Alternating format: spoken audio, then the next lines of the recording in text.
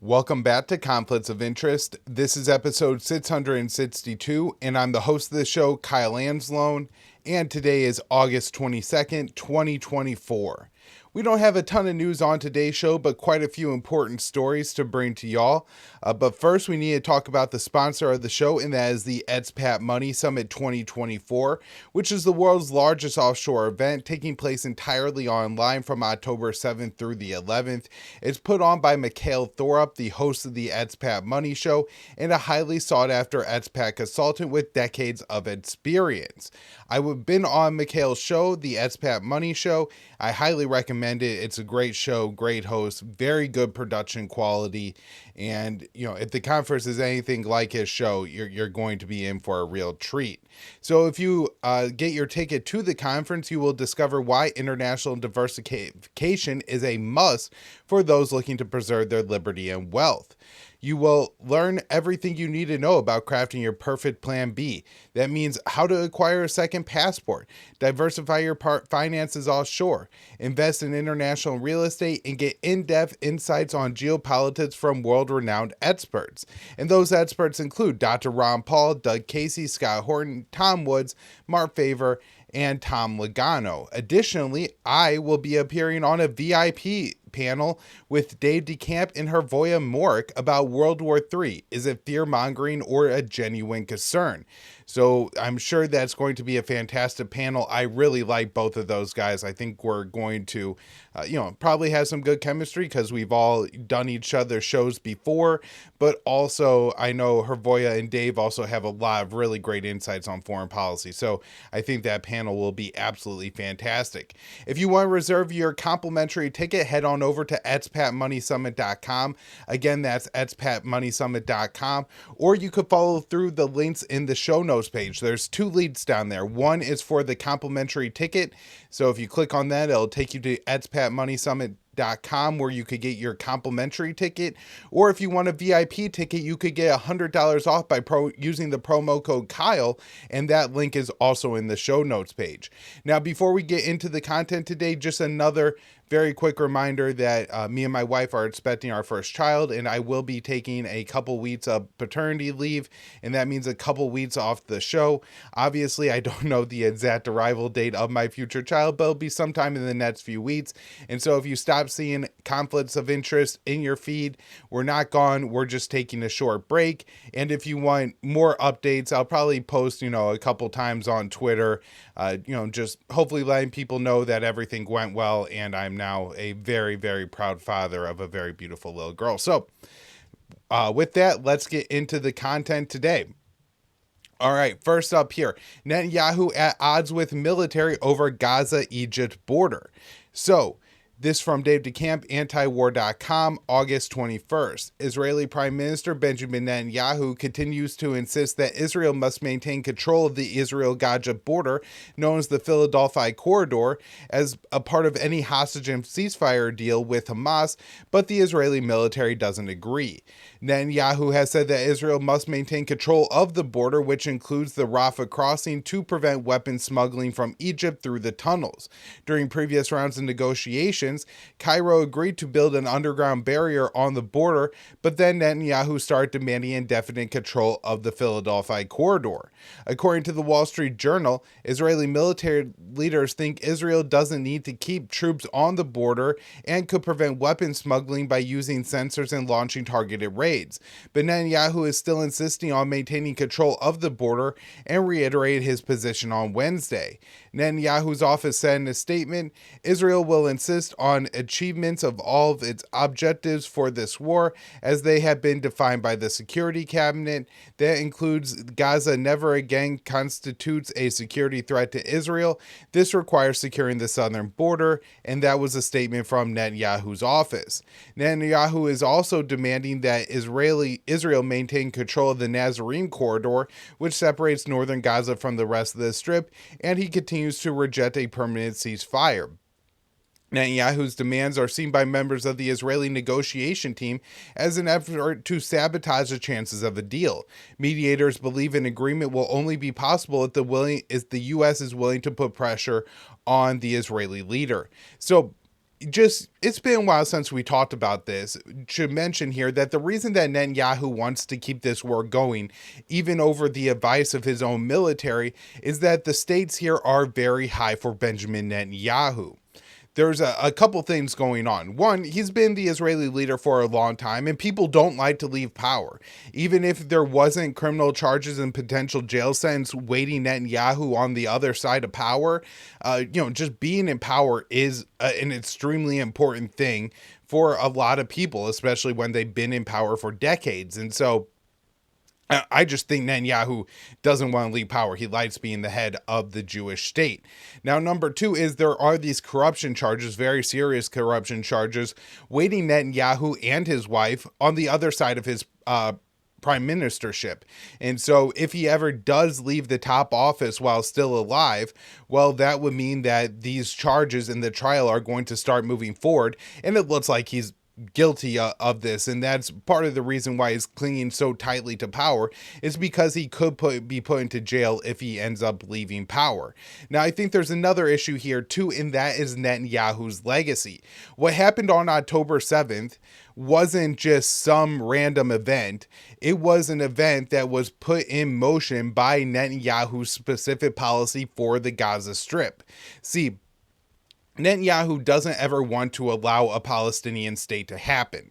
And so the West Bank, which is where a lot of Palestinians live, in Gaza, where about 2.3 million Palestinians live, are separated, right? Not only geologically, there's a strip of Israel that breaks up those two Palestinian regions, but also politically. So Hamas was in charge of Gaza, and Fatah, or the Palestinian Authority, was in charge of the West Bank. And so what Netanyahu has done over the past about 15 years, almost 2 decades now, is he's said, well, sure, maybe you could negotiate with the Palestinian Authority, but unfortunately, half of the Palestinian leadership is in Gaza, and that's Hamas, and these people are a militant group, they're terrorists, they're evil people, they're just the worst kind of people, and we can never negotiate with them because you can never negotiate with terrorists.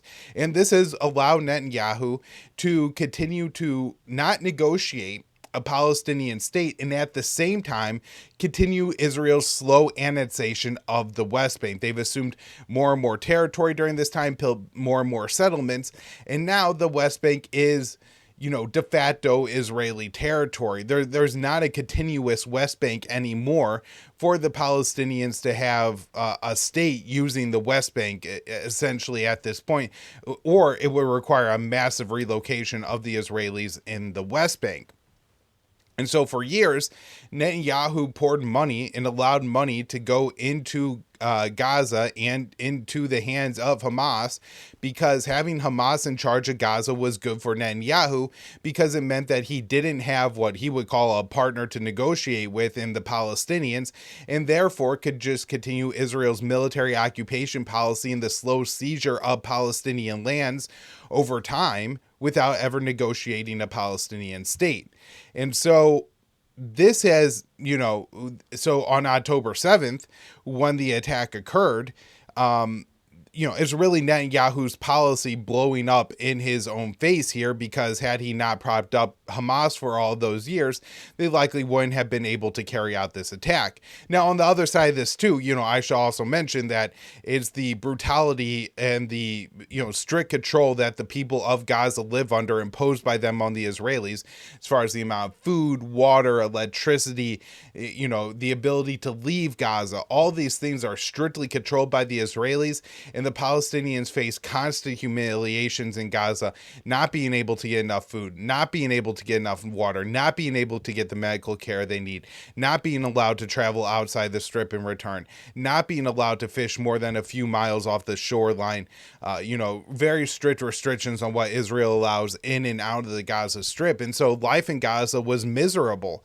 because of what the Israelis were doing to the Palestinians. And that doesn't even mention their occasional bombing campaign or or something like what happened during the Great March of Return, which is when the Palestinians in Gaza went to the end of the border fence. And this is when we got absolute proof that Gaza was a prison, when the Palestinians went to the border of Gaza, the fence that Israeli built. Civilians with their hands up, including medics and journalists and children and paraplegics, were all gunned down by the Israeli forces because, again, this is a prison, and when, you're a prison guard, essentially, and people try to break out of the prison, you shoot them.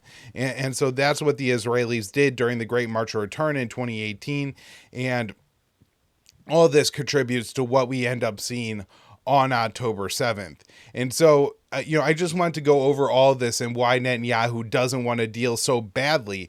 And I think a lot of it does have to do with his reputation. Netanyahu really needs to, I think, see at the end of what's happening in Gaza an Israeli ethnic cleansing of the Strip, because I think he will then be able to convince the Israelis that October 7th was worth it to finally not only deal with Hamas, but the Palestinians in total in Gaza and take that territory for Israel. All right, next up here, another one from Dave DeCamp at antiwar.com, August 21st. Hostage talks at impasse because U.S. troop proposal is too favorable towards Israel. So, hostage deal talks between Israel and Hamas are at an impasse because the new U.S. proposal submitted last week goes too far to accommodate Israeli Prime Minister Netanyahu's demands, the Times of Israel reported on Wednesday. The report cited 2 Arab officials from a mediating country and one other official involved in the talks. One Arab official said that the talks were at such an impasse that they don't see a point in convening another high-level negotiation in Cairo this week unless the U.S. actually puts pressure on Netanyahu to back down on his demands. The demands in the U.S. proposal look to accommodate Netanyahu's insistence on Israel's continued control of the Nazarene Corridor, which is a strip of land that separates northern Gaza from the rest of the strip, and the Gaza-Egypt border, known as the Philadelphia Corridor. According to Hamas, the proposal doesn't include a permanent ceasefire or a full Israeli withdrawal from Gaza. It's also important to mention here, and this was a news story in the Cradle, where some journalists and analysts got their hands on satellite imagery of Gaza, and it appears that Israel is building a second corridor across the north of Gaza. Now, these corridors aren't just some highway or maybe a highway with a football field worth on each side. It's a highway with a kilometer, at times a kilometer wide, at times a kilometer wide on each side of the corridor that Israel has destroyed all the infrastructure and is now building bases. And so Gaza isn't that big of a place to start with. And if you take these corridors that bisect or however many you end up putting through Gaza, and you put them through major population centers, through farmland. First of all, you're going to destroy the farmland and the infrastructure that people need to survive in Gaza. And so that's critical. But on top of that, you are making it so that, if the Palestinians remained in Gaza, the people from the northern fifth of the strip couldn't get to, not only the rest of the strip, but even the second fifth of the strip. And so that's some pretty strict control on the population. And it would seem to make any kind of long-term solution for the Palestinians in Gaza impossible. So Secretary of State Antony Blinken was just in Israel and met with Netanyahu. After the meeting, Blinken said Netanyahu had accepted the U.S. proposal, and it was now up to Hamas to agree to the deal. The Times report said that the second Arab official expressed his bewilderment at Blinken's repeated public insistence in recent days that Netanyahu bats the U.S. bridging proposal, arguing that this inaccurately frames Hamas as the lone obstructionary party. So what actually happened is the U.S. and Israel sat down, and the U.S. adopted all of Israel's positions, right? And so this is the opposite of what Blinken said, right? So Hamas said, we accept the deal that Biden proposed at the end of May. Now, this is a big risk for Hamas, because after the U.S. put out this proposal, after Biden announced it, Netanyahu publicly came out and said, I wouldn't abide by it, and really undermined it by saying that he wouldn't support the permanent ceasefire and the withdrawal of troops from Gaza. But Hamas said that, they would accept it anyways. But then Netanyahu added even more demands, being able to keep the Nazarene corridor, having a checkpoint for Palestinians returning to the northern part of the Gaza Strip. And while Israel says, oh, we only want to make sure that the people returning to the north don't have weapons, the problem is that in the past, when Israel has used these checkpoints throughout Gaza, they've essentially just been places to round up, I don't want to say random Palestinians, but certainly any Palestinian male that looks between the age of 16 and short of being elderly are being rounded up at these checkpoints. And then they're sent to these like Seed Tamin and other facilities in Israel where they are brutally tortured at times to death. And so obviously that's a reason that the Palestinians wouldn't be very happy with that condition. Netanyahu added other conditions such as control of the Philadelphia corridor and keeping the military occupation of Gaza ongoing. And the U.S. adopted all these positions, and then they came out and said that we have a new bridging proposal, and the Israelis have accepted it. Well, of course they accepted it. You agreed to all their positions. That's not a negotiation. That's just giving Israel everything they want, and it's a new propaganda ploy to use against Hamas and the Palestinians to say, oh, well, the Israelis want peace. It's just the bloodthirsty Palestinians that want to keep fighting and dying and killing because that's all they want to do is kill as many Jews as they can.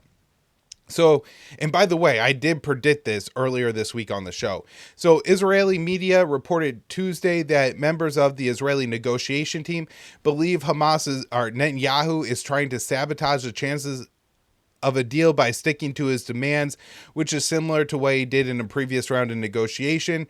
President Biden spoke with Netanyahu on Wednesday, Axios reported. Ahead of that call, Biden was planning to urge him to show more flexibility, but there's no signs the U.S. is willing to use the significant leverage it has over Israel to force the deal since U.S. military aid continues to flow. And it does seem like the difference here between this conflict and any other conflict in the past between Israel and the Palestinians is that at some point the American presidents were willing to tell the Israeli prime minister, no, like this has gone on too far, too long, it's been too much bloodletting, and Biden is simply unwilling to do that to Netanyahu. All right, next up here, Israeli intel chief takes responsibility for October 7th failures in resignation speech. So in his final speech as the chief of Israel's military directorate, Major General Haran Havaleh said that he accepted responsibility for his role in the failure to warn about October 7th Hamas attack. Nearly 1,200 people were killed during the rampage, including some by Israeli forces. So the Major General who gave his resignation letter in May handed command of the Intelligence Directorate to a new Major General, that's Shlomi Binder. And when he was making the transition, he said, on that Saturday, we did not fulfill the most important mission which we are tasked with, providing a warning for war. The responsibility for the failures of the Military Intelligence Directorate is on me. And so, in a sense, you have at least a little bit of respect for this guy, although it's only, it is a full 10 months later, although I think he did issue his resignation letter 6 months after October 7th actually happened.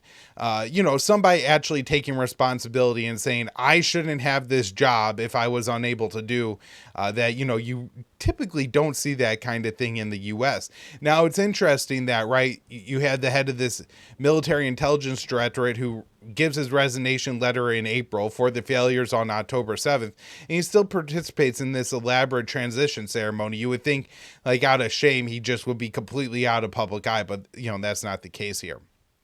So this is back to my writing. Israeli leaders ignored ample intelligence and warnings from within its military during the run-up to October 7th. Washington shared the belief that Hamas would not attack Israel. Just days before the attack, National Security Advisor Jake Sullivan said the Middle East region is quieter today than it has been in 2 decades. The Hamas attack on southern Israel lasted for over 24 hours. During that period, Hamas killed hundreds of Israeli soldiers and civilians. Over 200 were taken hostage in Gaza. Additionally, Israeli forces killed a number of their own civilians and soldiers, attempting to prevent Hamas from taking them back to the Strip. About 100 of the hostages returned to Israel during a November ceasefire and hostage exchange. However, in the following 9 months, Israeli Prime Minister Benjamin Netanyahu has refused to any deal the hostages that required him to end the military occupation of Gaza. Since October 7th, Israeli leaders have largely worked to squash any potential investigations, arguing it is not responsible in investigations into October 7th, that attack, arguing it's not responsible while the country is still at war in Gaza. So the former head now of the Military Intelligence Directorate also called for establishing a state commission of inquiry into all aspects that led to the war, so what happened to us will never happen again. And of course, this will require a very deep look at Netanyahu's decades-long policy of allowing Hamas to continue to control Gaza. And, we'll see if anything ends up coming out of that. I'm kind of doubtful, but sometimes I'm a little pessimistic, and it turns out I shouldn't be. All right, next up here, this one, Dave DeCamp, August 21st, antiwar.com. U.S. strikes target in Yemen's Red Sea province of Hodeidah. So Yemen's Saba news agency reported 3 U.S.-British airstrikes in the same district of Yemen's Red Sea province of Hodeidah on Wednesday. Details of the attack are unclear, but U.S. Central Command sent Wednesday in a press release that his forces launched strikes on Houthi-controlled Yemen, which include Hodeidah. CENTCOM claims that it destroyed Houthi surface-to-air missiles and radar systems. While the Saba report said it was a joint U.S.-British attack, CENTCOM gained no indication that the U.K. was involved. The U.K. has launched joint attacks with the U.S. in Yemen in the past, but it's not clear that they always participate, while the Houthis always say that it's a dual assault. And you can see from the Houthi perspective why they would say that. They, of course, have no idea probably what the actual plane bombing them is. These things come in the night. I'm sure sometimes the only difference between the planes is that they have an American or a British flag on them. But, from the Houthis' perspective, this is a U.S.-UK coalition bombing. And the U.S., I think, provides a little bit more detail on whether this was a joint attack or just a U.S. attack, which in this case it seems to be. So the U.S. bombing campaign over the past 8 months has not deterred Houthi attacks on commercial shipping that were started last year in response to the Israeli genocidal campaign in Gaza. A Great Fleet oil tanker came under attack in the Red Sea on Wednesday and was left not under command and drifting in the waters, according to the British military. So far, the Houthis, known as Ansar Allah, have not taken credit for the attack. The Houthis have been clear that they would stop their attacks on shipping if there was a ceasefire in Gaza, and this is something that has proven true, that that week-long ceasefire where 100 Israeli hostages were released in November, the Houthis stopped attacks during that time. And the U.S. has acknowledged that Ansar Allah would likely be true to their word, but instead of pushing real pressure on Israel to accept a deal, and which would then end the attacks on shipping in the Red Sea, the U.S. is rather bombing Yemen. So according to the Yemen Data Project, 23 U.S.-led strikes on Yemen were recorded in July. Israel also bombed Hodeidah in July in response to a Houthi drone attack on Tel Aviv. The Israeli strike killed at least 6 civilians. I've also read reports that it's as high as 9, and were labeled a possible war crime due to the targeting of civilian infrastructure. It was clear from the start that the U.S. bombing campaign against the Houthis would only escalate the situation. The U.S. backed a brutal Saudi and UAE war against the Houthis from 2015 to 2022 that involved heavy airstrikes and a blockade, and Ansar Allah only became a more capable fighting force during that time. The war killed at least 377,000 people, with more than half dying due to starvation or disease caused by the siege. A ceasefire between the Houthis and Saudi Arabia has held relatively well since April of 2022, but new U.S. sanctions are blocking the full implementation of a lasting peace deal to officially end that war. All right. Let's take it over to Europe here. Moscow says it repelled one of the largest Ukrainian drone attacks. So the mayor of Moscow says Wednesday that the Russian capital city repelled one of the largest Ukrainian drone attacks it's faced, as Ukrainian forces are steadily stepping up operations inside of Russian territory. So the Moscow mayor wrote on Telegram that this is one of the largest ever attempts to attack Moscow with drones. No casualties or damage were reported in the attack. The Russian Defense Ministry said it intercepted a total of 45 Ukrainian drones flying over 5 Russian regions, including 11 over Moscow. So the Russian Defense Ministry said 11 UAVs were destroyed over the Moscow region, another 23 UAVs over the Bryansk region, 6 over Belgorod, and 3 over Kaluga, and 2 over the Kursk region, the Russian Defense Ministry explained. Meanwhile, fighting continued on Wednesday in the Kursk Oblast, which was invaded by Ukrainian forces on October 6th. Fighting also continues along the eastern front in Ukraine's Donbass region, where Russian forces have been making steadily gains, which has become more rapid amid the fighting in Kursk. And so I really did think that Russia may have to not completely, end their military operations, their offensive in the Donbass. But I did think maybe they would slow it down in order to get more highly trained troops into Kursk to repel the Ukrainian invasion of that region. But it seems that Russia has just stayed the course and is going to use reserves and, other military equipment calling out from the further regions of Russian territory to come and deal with the Kursk region, where it's just keeping its troops on a steady forward pace in the Donbass region. And so I think this is probably not working out how Zelensky had anticipated when he ordered the invasion of Kursk with with some of his top and most well-trained and equipped forces. So Ukraine says it's using U.S.-provided HIMARS inside of Russia.